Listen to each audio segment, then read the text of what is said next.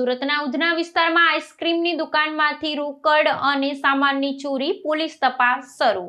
સુરતના ઉધના વિસ્તારમાં આવેલા એક વ્યાપારી સંકુલમાં તસ્કરોએ તરખાટ મચાવ્યો હોવાનો કિસ્સો પ્રકાશમાં આવ્યો છે। અહીં સ્થિત ભોલેનાથ આઈસ્ક્રીમ નામની દુકાનને નિશાન બનાવી અજાણ્યા શખ્સોએ લાખોની મત્તા પર હાથફેરો કર્યો હતો।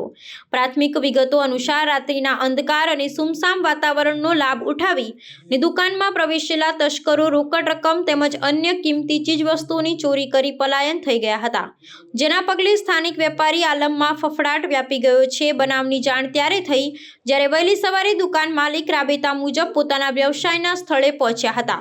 દુકાનના તાળા તૂટેલા અને શટર ઊંચું જોઈને તેઓ ચોંકી ઉઠ્યા હતા। અંદર તપાસ કરતા માલ સામાન વેરવિખેર હાલતમાં જોવા મળ્યો હતો અને ગલ્લામાંથી રોકડ રકમ ગાયબ હોવાનું જણાયું હતું। આ અંગે તાત્કાલિક ઉધના પોલીસ મથકે જાણ કરવામાં આવતા પોલીસ કાફલો ઘટના સ્થળે દોડી આવ્યો હતો।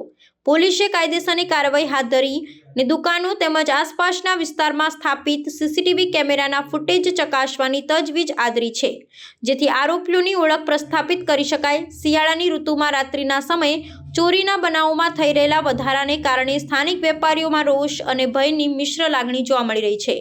ઉધના જેવા ધમધમતા વિસ્તારોમાં વ્યાપારી પ્રતિષ્ઠાનો સુરક્ષિત ન હોવાથી વેપારી સંગઠનોએ ચિંતા વ્યક્ત કરી છે। આ ઘટનાને પગલે વેપારીઓએ પોલીસ તંત્ર સમક્ષ રાત્રિ દરમિયાન પોલીસ પેટ્રોલિંગ અને ગશત વધુ સઘન બનાવવાની ઉગ્ર માંગણી કરી છે, જેથી ભવિષ્યમાં આવા અનિચ્છનીય બનાવોને અટકાવી શકાય અને નાગરિકો સુરક્ષાનો અનુભવ કરી શકે।